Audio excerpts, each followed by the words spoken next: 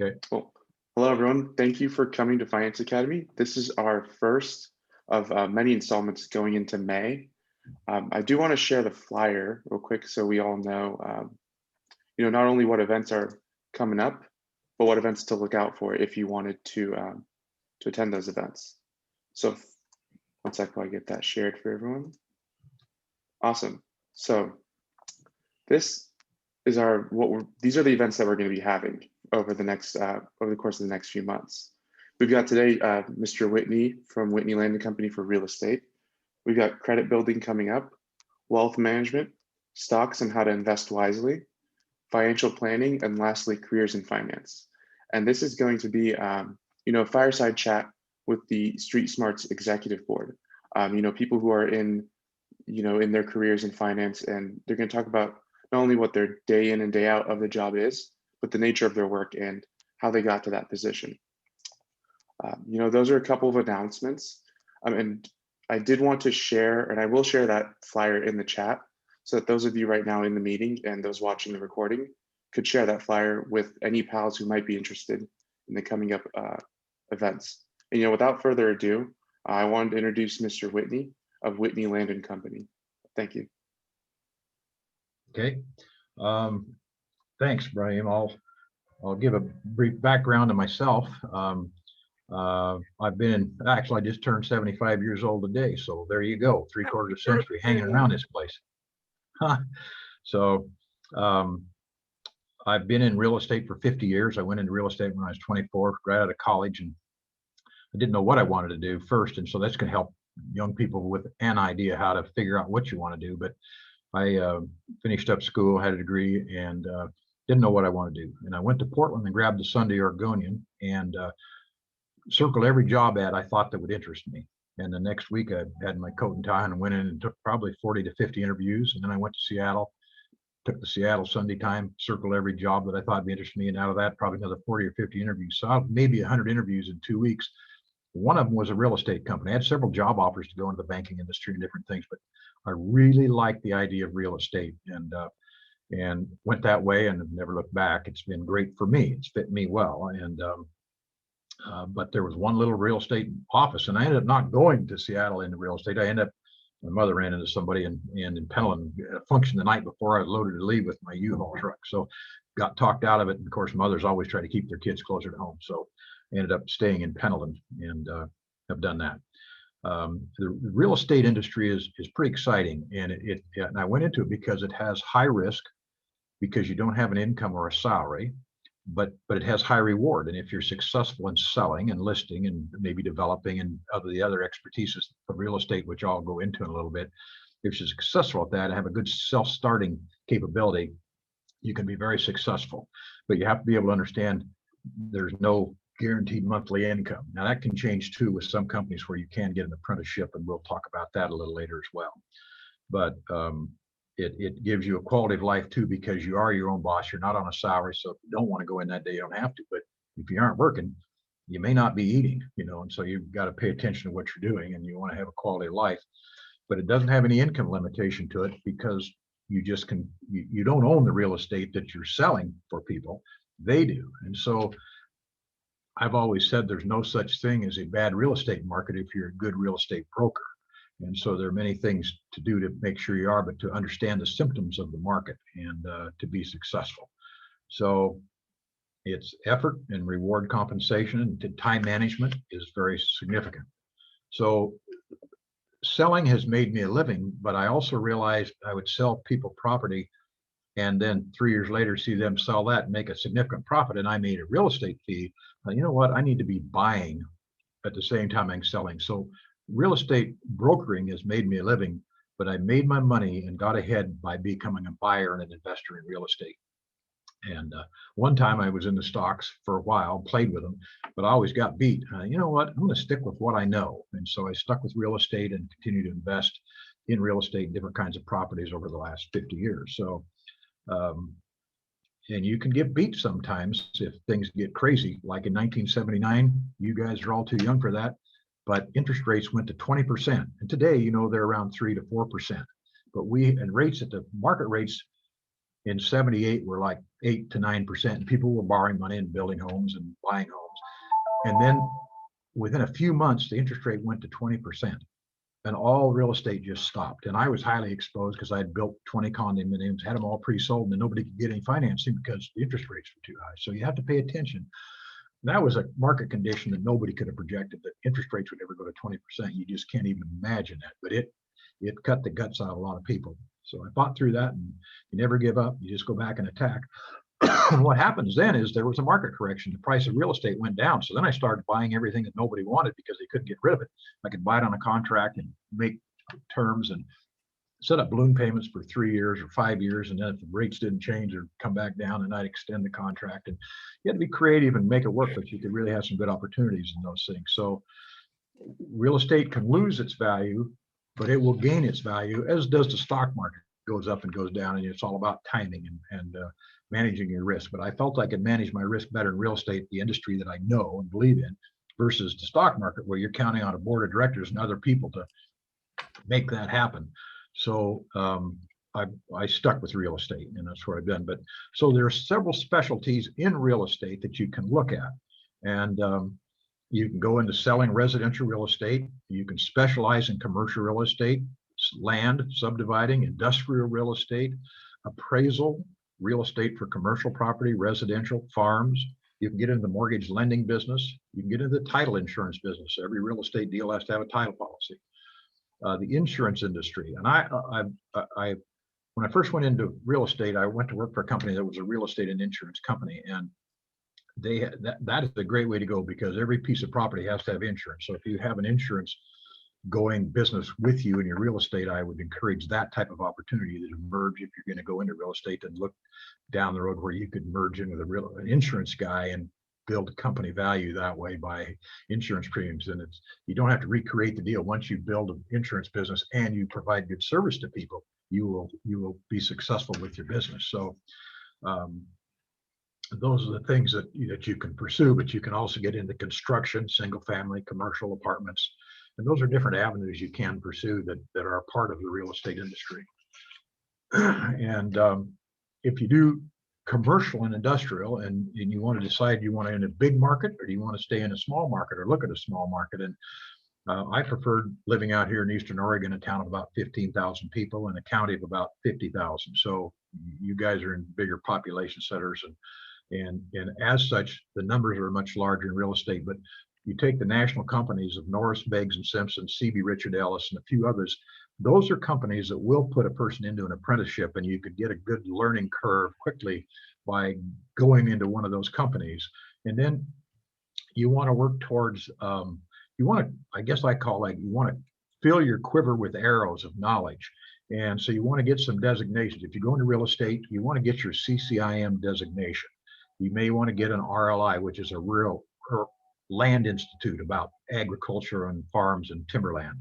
But the CCIM is a commercial designation that teaches you about 1031 exchange, income tax implications, time value of money, and how to study and understand discounted cash flows and things like that. So, and how to understand highest and best use for property. So that's the best real estate course in my life that I've ever taken, is to obtain the CCIM designation. It brings me real estate deals every year because of that designation. And it comes from CPAs or attorneys anywhere across the United States that have some client in an estate deal somewhere in Eastern Oregon, and they look up and they see I'm a CCIM. And so we pick up a good business there from that. And that's one of the arrows that I would have you put in your quiver.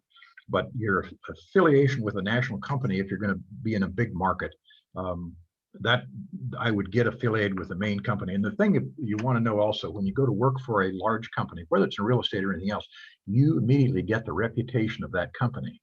And so choose company wisely, so that going in, when you tell them who you're with and you hand them your card, you have a reputation that already started before you got there. And it's important that you affiliate and associate yourself with successful people.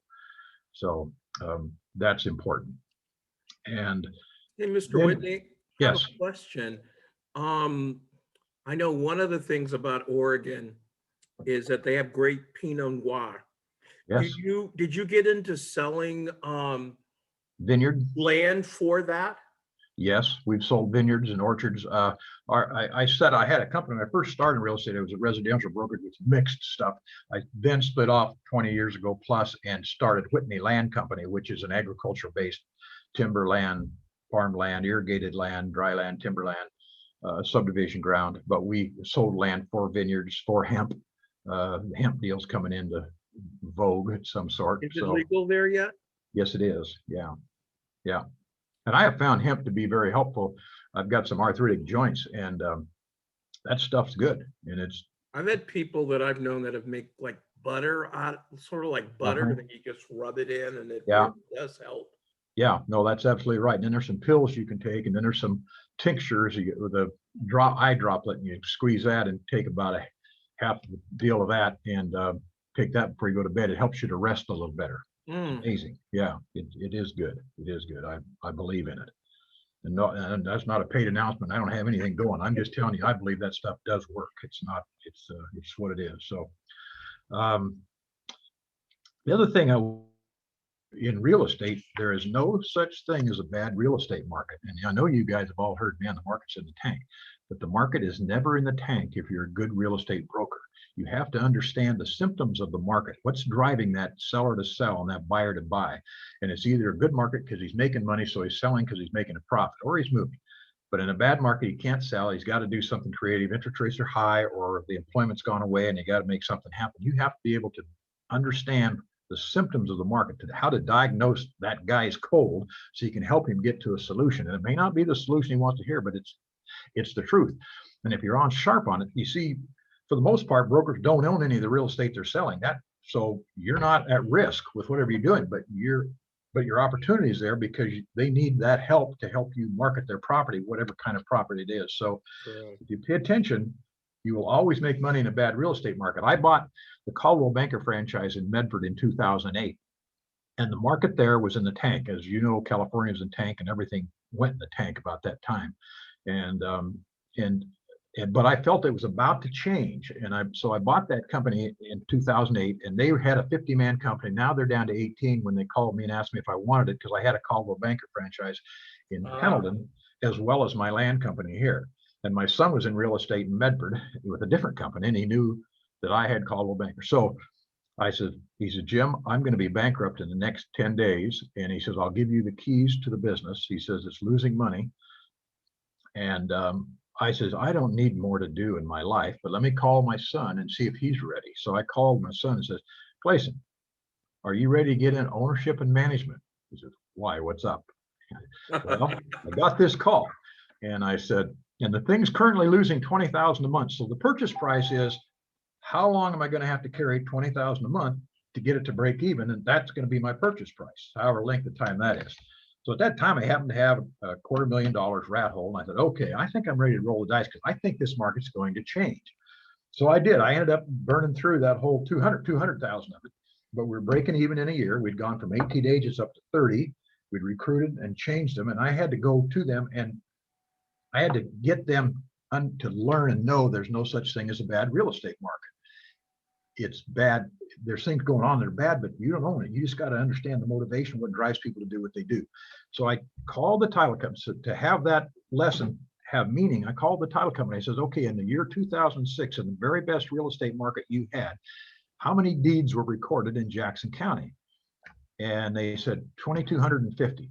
I says, in the worst market we have right now, in the last 12 months, how many deeds are recorded now in the very worst market? 2,100. Only a 5% difference in the total number of real estate deals that occurred. But the real estate people think in their mind it's a bad market and nothing's happening. Well, that broker hanging around with negative stuff, not going to get anything done. So that turned them around, and we had them all of a sudden going, and we built it up to a 50-man company and just sold it last year. So wow, that's amazing. Doing phenomenal. But you just have to understand what's driving the market, and you have to be aware. You just can't sit around and have coffee with everybody think nothing's happening. Stuff is always happening. Yeah, it's always happening. You just got to know what's going on. Hey, Mr. Whitney, what are some of the factors that you use to gauge a market, and if it's on its way up or on its way down, so you can take advantage of it? Are there certain things, certain criteria You know, But you I read the said- paper a lot and follow what's happening in new jobs, new construction. Home, like in Medford, Oregon, that is probably the largest area people from California move to. I've been there. Yeah, I've spent time you in talk Oregon. about your vineyards, you know, you have vineyards in New York. It's a very moderate climate, very California kind of a climate there. And I have my business is in Pendleton, but I have my own airplane, so I fly back and forth, and I can be there in a couple hours, and it's easy to do. But you studying that market, you're studying what's going on. Are they building new jobs? Are they having new jobs going? Is it a growing economy? And Medford is. But like in 2005, before the market went bad, my daughter and son-in-law were building custom homes in the $500,000 range then. And I says, and I'm in a real estate group we call the Brainstormers. And we've had a real estate group called the Brainstormers for 45 years. And they're a group of about 14 brokers that we meet 3 times a year, and they're all from different areas. So nobody has any market conflict. We have guys out of Sacramento and guys out of Alaska and guys out of Hawaii, different times in Seattle and Eugene and Salem and Redding, California, and down the California coast.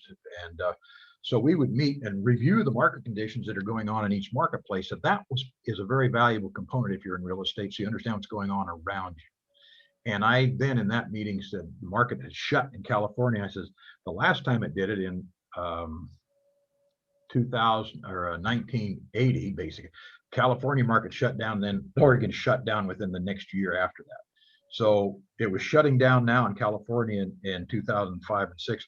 And I called my daughter, and they had 5 spec homes under construction. Drop the price to those where you just recover your money. Dad won't make it. I said, you're going to get all your money back.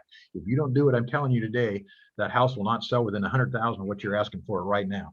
They dropped their prices reluctantly, got out of them. And then a year later, I said, okay, how many of those, Dad, we'd be bankrupt right now. We've still got money. Now we've got our money back in the bank. And then they weathered through the next 3 or 4 years until the market changed. But I was in a group that let me know what's going on before it ever got to where it occurred here. So those are great opportunities. If you have another group of people in a different market area, that helps you too as you're doing your real estate. So, Mr. Whitney, what if I'm a student, what classes should I be taking to ready myself for a real estate career? probably economics. I mean, I hated economics, but that's one course. But I think that if your university has a real estate school, then there are a lot of real estate courses that are set up to do exactly that. And of course, there are a lot of real estate courses online.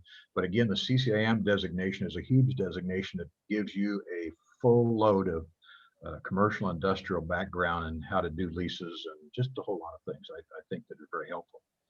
And a lot of companies will pay the cost of that. It's about a $7,000 or $8,000 deal by the time you get done doing it all. Wow. And before, when I took it, you had to go to Florida or to California, whatever, and put yourself on an airplane, spend a week for that course, come back home. So you're out $4 or $5 grand.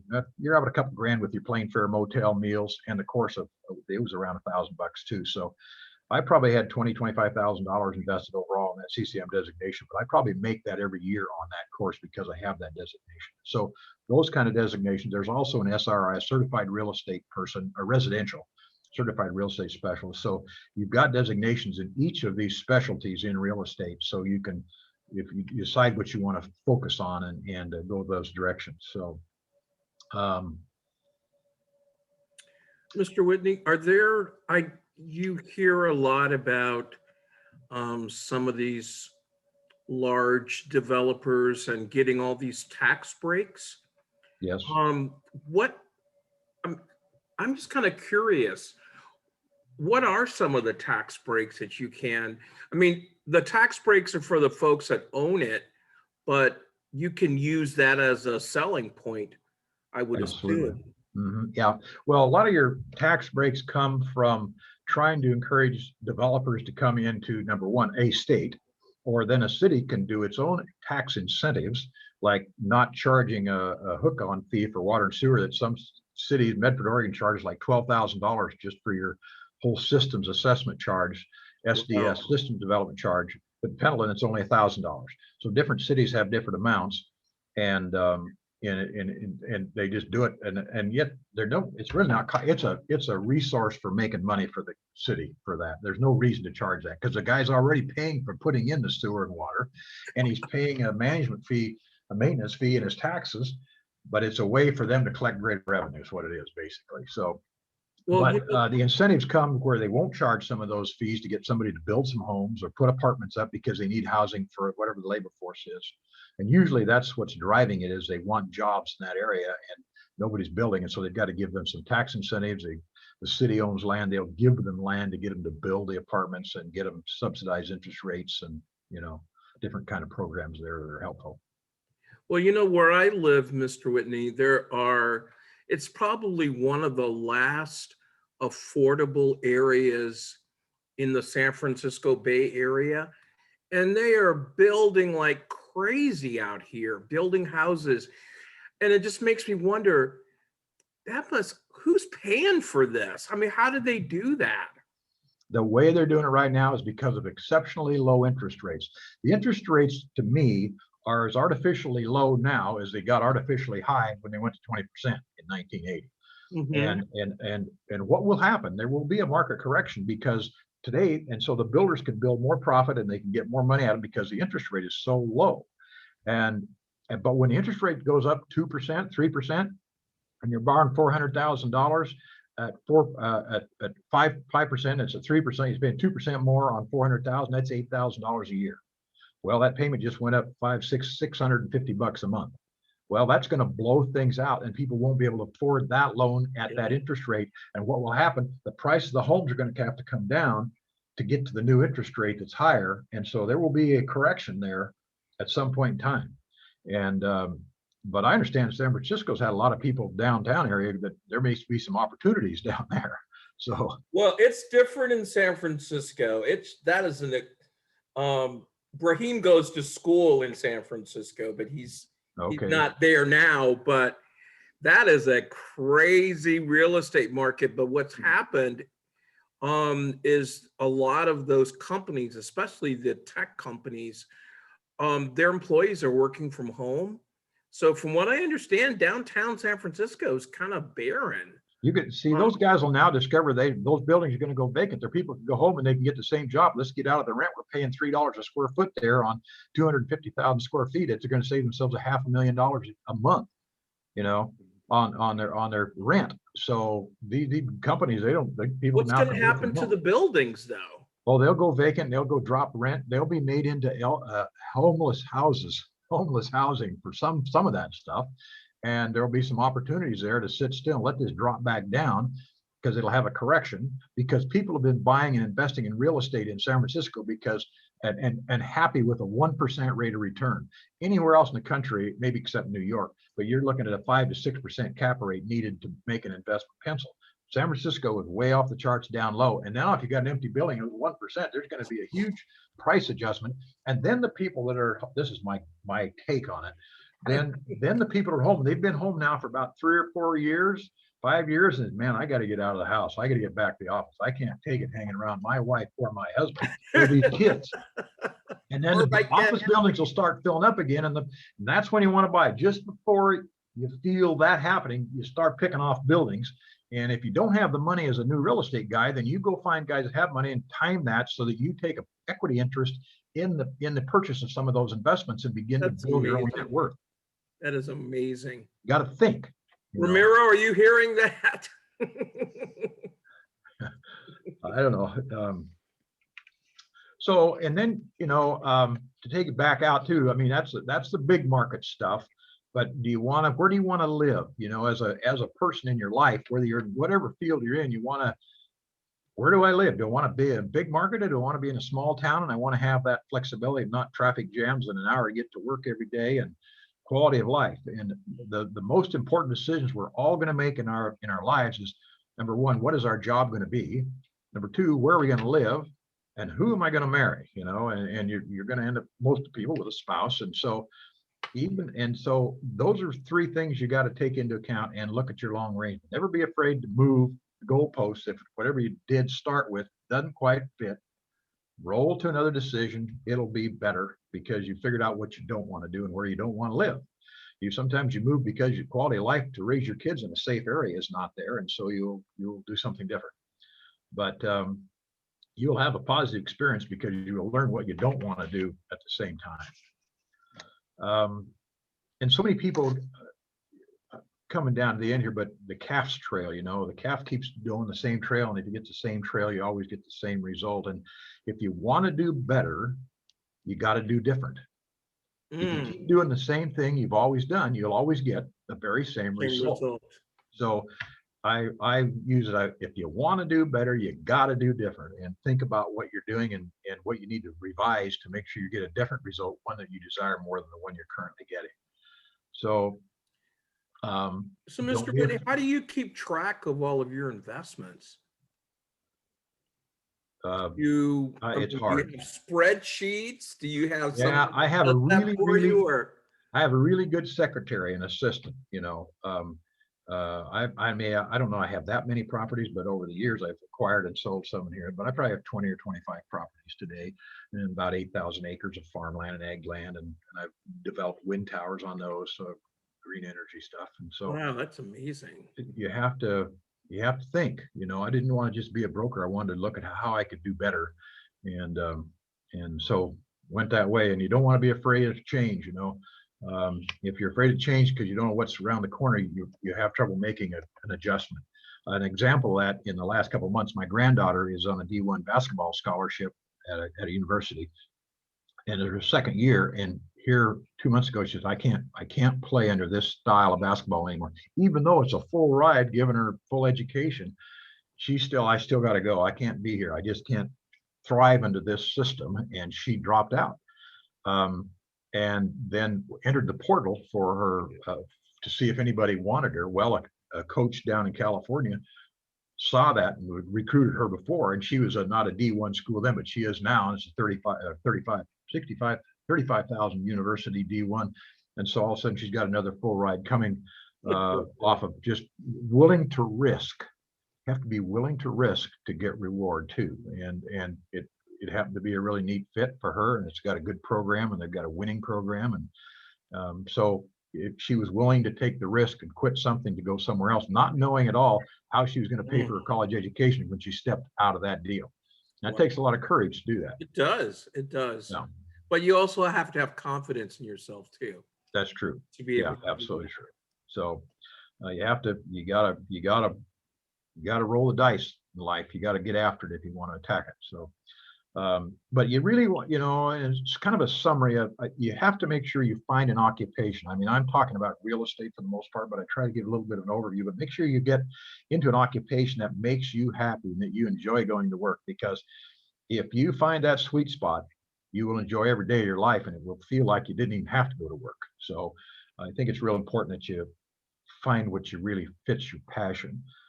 Real estate is not for everyone because it is high risk, and the wife wants a check coming every month, and maybe it's not there this month. And so I ended up setting up a budget. So I gave her a check every month, even if I didn't have the money. I had a line of credit at the bank then, so I could make sure she couldn't rag me because I wasn't making deals happen, So I just put that so it wasn't a worry to her to feed the family and the kids and everything else. And then I worried about the loan and continue to produce more opportunity value. So, but real estate for me was like a tight fitting glove, and I loved every day of it, and it's been the greatest thing I could have done. And my son loves it, and he has his own real estate company in Grants Pass. He's 45 and been in real estate now about 20 years. And he got his license. I didn't even know he was getting his license when he finished up college. I said, what are you going to do? He said, well, I'm going to go into real estate. You need to get a license. I said, I've already got a license. You got a license? Yeah. So anyhow, he went right after it, and he's done a good job. And I said, I'm not gonna lead these deals to you. You can give a guy a fish and he can eat that fish, but if you teach him to fish, he can get his own fish. And that's the theory that I've made these kids of mine operate under, that they got to go get their own fish, and to make them have the drive and the passion and the personal feeling. And then when they get a dollar, they spent that dollar, it was their dollar they earned and their dollar they spent, not my dollar they spent, didn't have to understand where it came from. So I've believed in that in a whole lot of what I've done. And then I think the other thing that helps complete a life cycle is having a lot of hobbies, having some things you do that are outside your business. Like me, I love flying my airplane, and I have hunting and fishing and hiking and photography. And, make sure you have some outside business interests that incorporate people, not just in your business, and that you build those relationships as well. So I think that's probably the summary of the thoughts I had for this discussion today. That was Anyhow. very good, Mr. Very Lee. good. Thank you so much. I did have Raheem, a I'll let question. you, Oh, I'll yeah, let of you course. talk. Okay, 'Cause yeah, no, I did have a really question though, interested. personally. You talk about risk, and there's times where you'll not only have to trust yourself, but trust your gut. Could you maybe, and you might have talked about it before, but could you talk about a time where you went out and kind of risked it, and where you were correct, and kind of just like I said, experience that you had? I think the way I learned to read my guts is when I didn't read my guts and went ahead with it because I thought I had to have it. And a year and a half later, I realized I didn't read my guts were telling me not to do this. And it was 79 in 1978, and the interest rates were fine. Everybody's doing stuff. And I built these condominiums, and I had people wanting them because in town there aren't any condominiums. And I said, okay. And I got it all done. I had these people, and God, something's making me pull back. And yet there were so many people that were friends that wanted those. And there were going to be 25 condos. And at that point in time, I had all 23 of the 25 pre-sold before I ever turned to dirt. And my goal was to be a millionaire by the time I was 35. So here I am and had those pre-sold. All I got to do is build them at 34 or 33. So a year and a half got them built, and interest rates changed to 20%, and nobody could afford to buy them except two that were cash buyers. Everybody backed out. So now I've got a $3.5 million loan at 20% interest. It's $1,000 a day in interest eating me. And there was one where how I learned to read my guts was by failing to read my guts once and never doing it again. So lessons are learned all the way on those things. And from there, I've had deals and I've had property tied up. And then all of a sudden, you know what, this isn't a fit. Even though I wanted it. And I didn't do it. And